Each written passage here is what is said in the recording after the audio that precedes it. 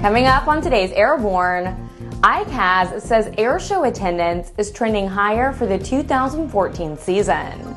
A San Francisco firefighter files a lawsuit in connection with the Asiana accident. And Pipistrel successfully completes its FAA LSA audit. Welcome to Airborne on Aero-TV. I'm Ashley Hale. Despite the malaise shown by much of the aviation industry, there are a few bright spots here and there, and the airshow business seems to be getting brighter. According to the International Council of Airshows, airshows throughout the country are reporting strong attendance, whether big or small, civilian or military, with or without military jet teams. Pent-up demand generated by the cancellations of the 2013 airshow season seems to be fueling higher than normal enthusiasm among the 36 or so shows that have already been held this year. We've often said the airshow industry is the leading edge of general aviation in regards to demonstrating to the public the excitement and utility of aviation, as well as the professionalism and competence of pilots. The military demonstration teams are back, and the professional non-military acts are better than ever. We hope that all facets of aviation take advantage of these events to let themselves be known to the non-flying public. We have another follow-up on the tragic Asiana Airlines accident that occurred at San Francisco International Airport last July.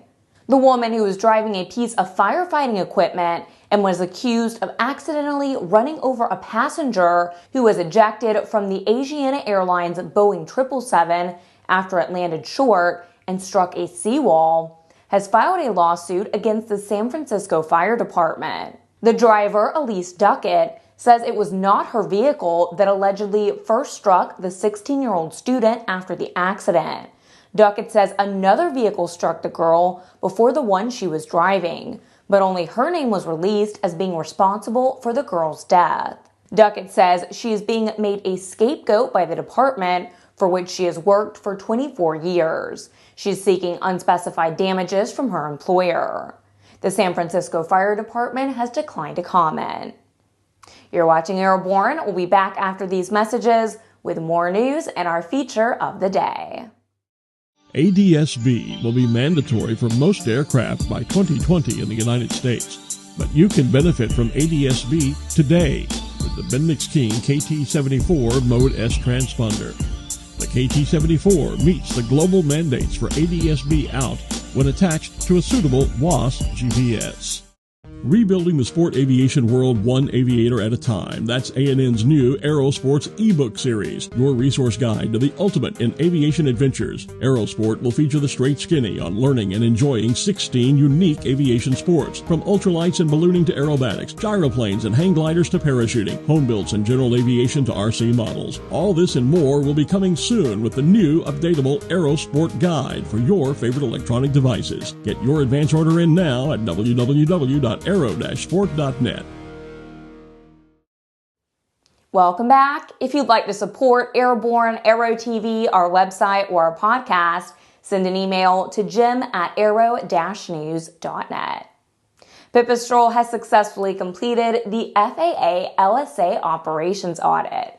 Tom Patton reports.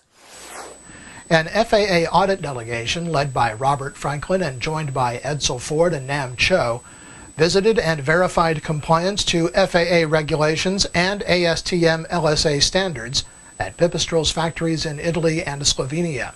The audit consisted of compliance verification of Pipistrel's products, production organization, continued airworthiness procedures, maintenance aspects, and documentation for LSA aircraft sold in the U.S. market.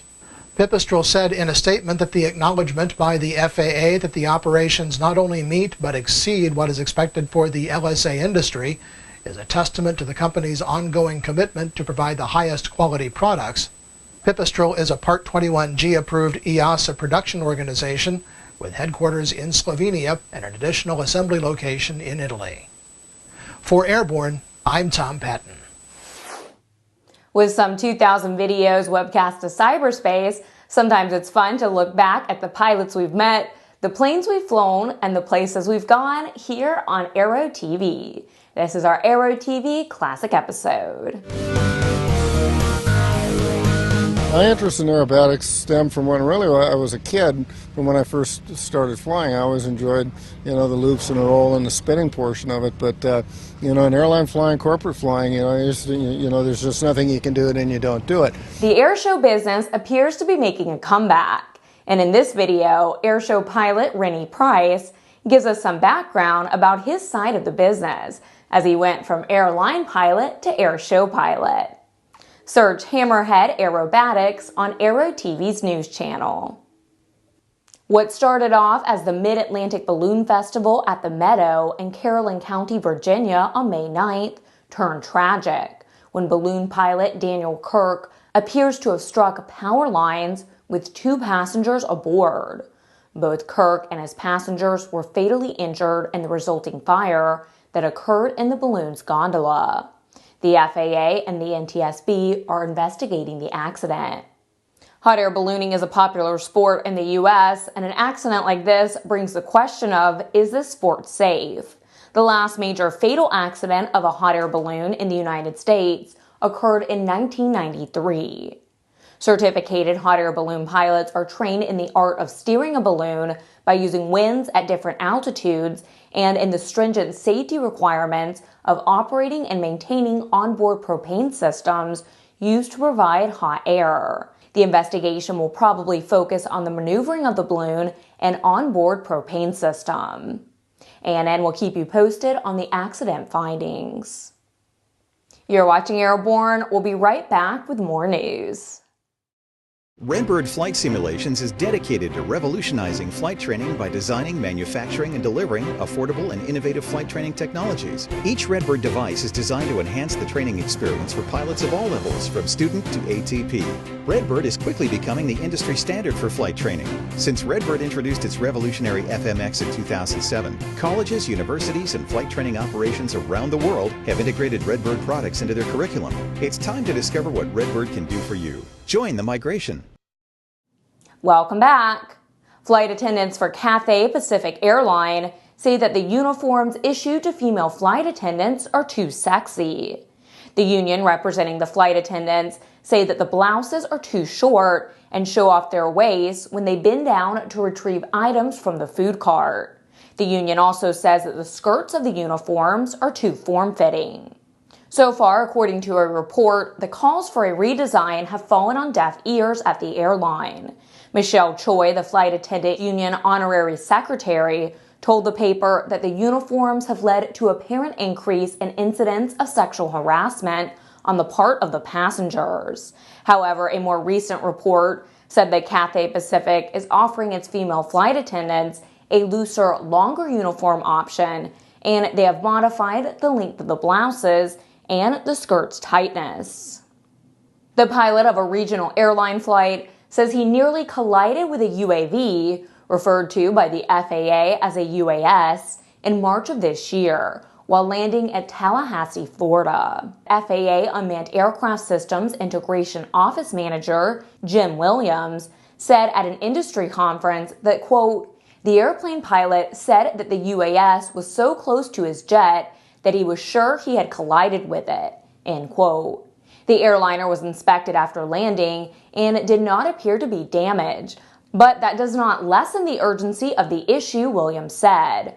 Quote, the risk for a small UAS to be ingested into a passenger airline engine is very real. The results could be catastrophic, end quote.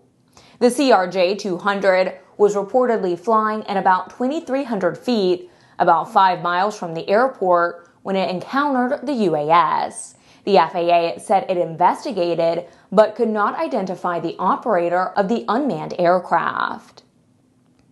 Well, that's our program. Remember to get comprehensive, real-time, 24/7 coverage of the latest aviation and aerospace stories anytime at aero-news.net. Remember, Airborne is streamed 3 times a week and is always online. Join us every Monday, Wednesday, and Friday for a new episode. I'm Ashley Hale. Thanks for watching.